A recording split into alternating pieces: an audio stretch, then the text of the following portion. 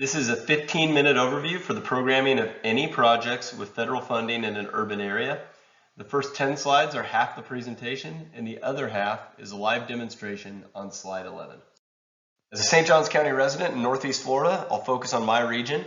There is a saying with metropolitan planning organizations: if you know one MPO, you know one MPO. They're all different, but the processes are similar everywhere. I am a registered engineer, traffic operations professional, road safety professional, and certified planning manager. Most importantly, I will serve our region's MPO as the vice chair of the Citizens Advisory Committee in 2023. An MPO, or Metropolitan Planning Organization, is the group required to direct federal transportation funds in urbanized areas to ensure projects are prioritized for the region rather than individual communities. Can you imagine if one county programmed projects without regard to the traffic it would create on a neighboring county's roadway?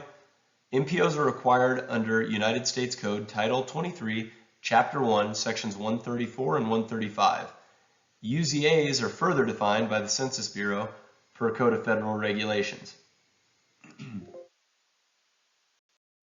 In Florida, we have 27 MPOs, which are part of an advisory council to augment the role of individual MPOs. Some MPOs may still be named as transportation planning organizations, TPOs, while others use unique naming such as Metro Plan Orlando. As explained in FDOT's MPO Program Management Handbook, Florida statute requires MPOs to appoint a technical advisory committee and a citizens advisory committee. The MPO for Northeast Florida is called the North Florida Transportation Planning Organization, or NFTPO. Covers Duval, Clay, Nassau, and St. Johns counties, or about 3,000 square miles and a population of 1.4 million. The NFTPO is responsible for any project with federal funding in our region. The North Florida TPO is made up of 4 groups. The staff has 7 members, led by Jeff Sheffield, the executive director, who is appointed by the board.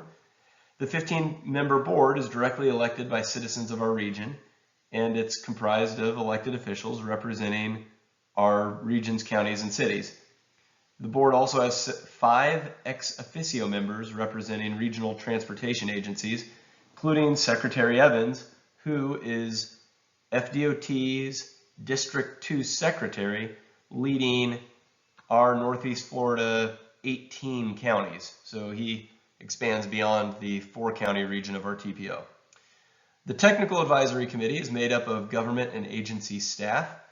These are the engineers and planners who are technical experts and have been hired to manage the responsibility of transportation planning for their agency full time. Many times these are the same staff that put together the lists of priority projects for their counties and agencies.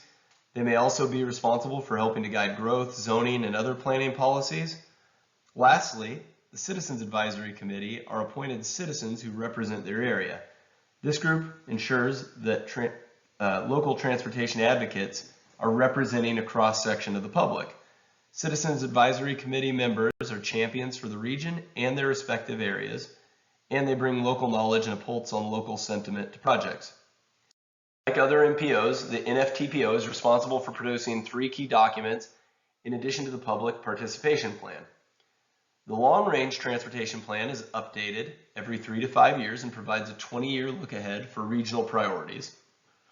The Transportation Improvement Program must be updated annually. It's the means by which an MPO controls every project in the region with any federal funding. To be in the FDOT work program, it must be on the tip, period. The Unified Planning Work Program, or UPWP, is our 2-year planning and operational budget funded at $3 million annually.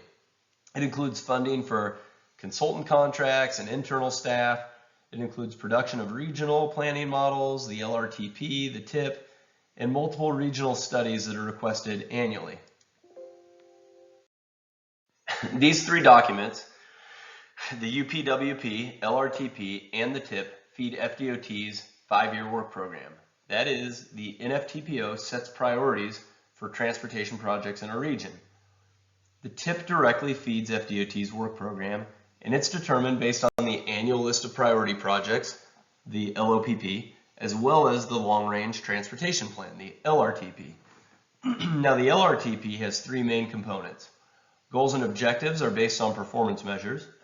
A needs plan is developed for every potential project in our region, and it's based on regional planning models, forecasted growth, and local land use information. It is not constrained financially. Lastly, the goals and objectives and the needs plan feed the cost feasible plan. That plan requires projects have estimates, and it's constrained by available funding. The current cost feasible plan for all non-SIS projects between now and 2045 sum to $3.5 billion for our region, and these are listed in the LRTP. Again, any project on the TIP must first be on the LRTP. As a hyper-local example, I represent St. Johns County on the Citizens Advisory Committee. Our county has a Transportation Advisory Group, or TAG or TAG, which prioritizes our annual list of projects. The TAG includes county staff who are hired to manage growth and transportation planning. Each year, they go through similar rigorous processes to the TPO, which culminates in our list of priority projects, our LOPP for the county. They present their list at an annual meeting, submit that list to the Board of County Commissioners, or the BOCC, for approval, and then to the NFTPO for inclusion in our region's overall list of priority projects. And then the priorities are sent to FDOT District 2 for consideration in the 5-year work program. It's a pretty long process, but this is how our county handles it. Continuing this simplified example, I want to point out the intentional relationship in our democratic republic. Engineers often complain decisions are political. Well, decisions are necessarily political. Politicians are elected by citizens to represent their interests in the community. That is, residents elect these officials who appoint the leaders who hire the engineers and planners. Ultimately, as engineers and planners, we serve the officials who represent our citizens. Some of these elected officials are also on the NFTPO and responsible for appointing the executive director for that body. Likewise, residents often complain that engineers and government work in a vacuum. However, neither citizens nor political leaders have the time nor expertise required by full-time staff to detail every minutia. Engineers and planners work within extensive legal, political, funding, environmental, and other constraints to come up with the best solutions for safety and congestion and equity, even when a perfect solution may not be possible. Residents get to elect leaders who directly represent them, who in turn hire staff who serve them, and those same leaders are responsible for approving the priorities set by staff. Likewise, residents may volunteer their time to serve the Citizens Advisory Committee to provide direct input into priorities, and of course there are extensive outreach efforts. The NFTPO has a public participation plan to obtain feedback on all work products, studies, and large projects. Likewise, individual counties generally have public meetings regarding their list of priority projects. The political process facilitates extensive coordination between transportation professionals and those we serve. Before we end, I want this all to connect. It's not ambiguous or vague, and so I've provided the links, but I just want to go through a quick demo. This is the North Florida TPO site, and as you can see, the staff that I referenced are here, led by Jeff Sheffield, of course, the boards and committees. Of course, you can see all the board members. You can see the ex officio members. If you want to learn more about the Technical Advisory Committee, their meetings, you want to see past agendas, or you just want to view the membership, you can click each one of these links. Likewise, you can see who the Citizens Advisory Committee members are. Oh, for some reason, maybe I already have it open, but it wasn't opening the Citizens Advisory Committee members. There they are. Likewise, the planning site, under Studies and Initiatives, you can see any study that was done under the UPWP. Includes trails for our region, all sorts of things. The UPWP is available here. Of course, if you clicked on it and opened it, it takes a minute to download, but it's And of course, I had it opened a few times, so it's probably refreshing. But this shows all the activities.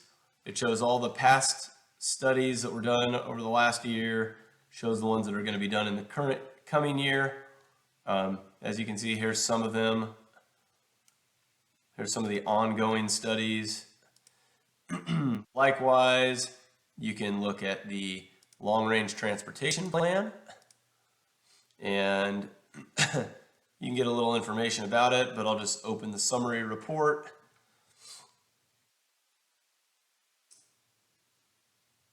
That's taken a little while. Maybe while that's going, I'll get to the exciting part. To me is the tip, because the tip includes all the imminent projects. Basically, these are all the projects that are going to occur in the next 5 years. I went ahead and went back to the LRTP just because it finally loaded. So this is our long-range transportation plan. It has the goals and objectives. It has the growth. It has the modeling summarized. And then, of course, it includes the needs plans from all the agencies and also the cost feasible plans. And I would direct your attention to maybe focus on other arterial projects as the strategic intermodal system are mainly managed by FDOT. We have a lot more input, I should say, into the other arterial projects. So if you want to click on a relevant county, and I think most MPOs are set up to have this sort of documentation. I'm going to go back into the last one though, which is the tip. That loaded as well. And the tip are basically all the projects that are coming in the next 5 years. You can see, if we get to the list, I'll scroll down. They all have a funding source. They all have project numbers associated. These 7-digit numbers uniquely identify a project. FDOT could look up that project and any information should be tied to it. So that's very cool. And let me see. Oh, before I end, the TPO has a rigorous public participation plan. So you might be interested in looking into that. Then, of course, I mentioned that Florida has an MPO advisory council, and you can see it links you to all 27 MPOs in our state. So I think that's a very useful resource depending on where you're at if you're in Florida. And likewise, specific to Florida, our state DOT produces this MPO program management handbook. If you're interested in the policies, procedures, maybe any relevant laws or things unique to Florida, or maybe just any tips. Maybe you're like a new TPO or MPO staff. Likewise, if you want the legal basis behind federal funding, you can look up United States codes. You can look up the Code of Federal Regulations. I provided the relevant laws earlier in the presentation that you could actually use this link to look up if you wanted. And then lastly, I wanted to show you that our county really does have a transportation advisory group that meets annually to come up with our county's list of priority projects that feed into our region's TIP, which feed into the state's State Transportation Improvement Program, and of course the 5-year work program. So this really does set the stage for projects for the next 5 years. So there's the email announcing it, and then if you want to go through, you can kind of look at where the projects are, what the projects are, what's prioritized. And then lastly, if you want to know, well, who's who here? Residents, of course, elect our leaders. Board of County Commissioners appoint county administrator. County administrator hires staff. There's deputy county administrators, but essentially a lot of the public works staff and planning, it all falls into, staff members who do this day in, day out. So hope this is helpful. Hope that demonstration was useful to show you all of these things are very tangible, real, and you can actually look at these projects. So I hope it supplemented the presentation well. Thanks.